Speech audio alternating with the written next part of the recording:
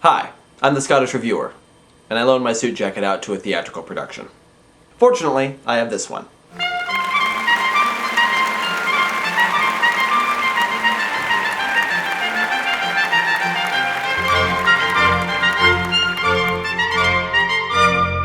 Well, continuing on with the series of shows that I've been in, let's look at the very first show that I was the musical director for.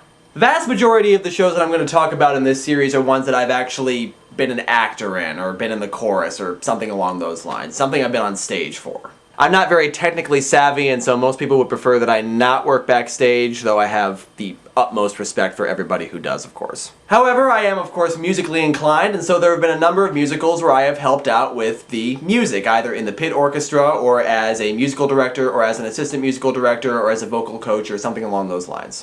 There were a number of instances where I was the musical director in everything but name, because I was really the only music guy working on the show, but I didn't get billed as a musical director, so I didn't get paid for being a musical director. However, the show I'm going to talk about today is the first show for which I was actually billed as the musical director, and that show, of course, is Gilligan's Island the Musical.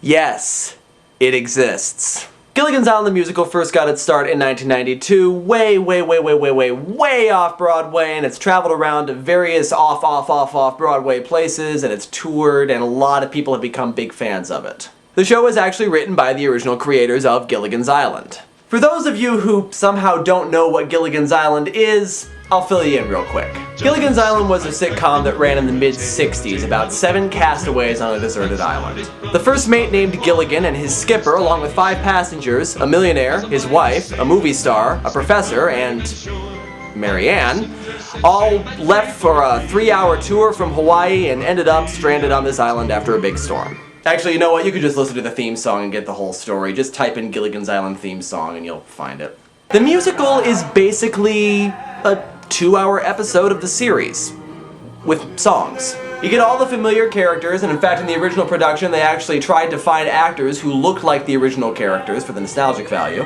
But the characters are actually a little bit more clearly defined. For example, we find out why the skipper sticks around with Gilligan even though Gilligan is such an idiot and keeps making stupid mistakes.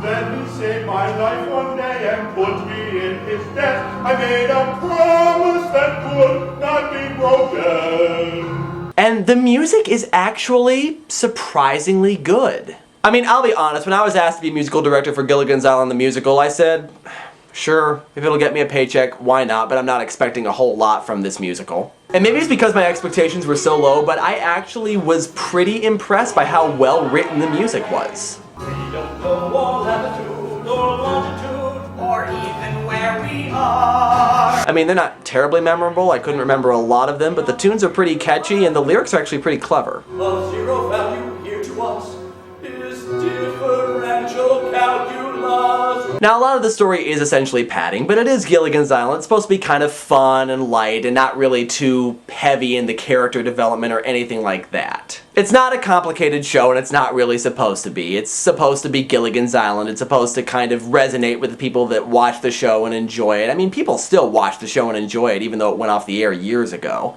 I mean, be honest, how many of you actually needed me to give you the background on what Gilligan's Island was about? I mean, even if you never saw an episode of the show, most people know the theme song. The story does take a turn for the bizarre when aliens are brought into the mix, but I mean, really, are you surprised? So in short, if you like Gilligan's Island, if you're really into Gilligan's Island, or if you're just looking for a light, fun musical to go see, find a production of Gilligan's Island the Musical, you'll probably have a good time. The music is catchy, the characters are actually pretty decently three-dimensional, and the story is pretty investing, if a little strange. So if you happen to find a production of Gilligan's Island the Musical and you're looking for something fun to go see it. On the worth meter, I would give this a worth seeing and amateur production. And that's it for this review. Until next time, this is the Scottish Reviewer reminding you that if not for the courage of the fearless crew, the minnow would be lost. My friends, you're sure to get a smile from 7 stranded castaways here on Gilligan's Island. It's supposed to be kind of a fun romp, and so... A fun romp? I actually just said that.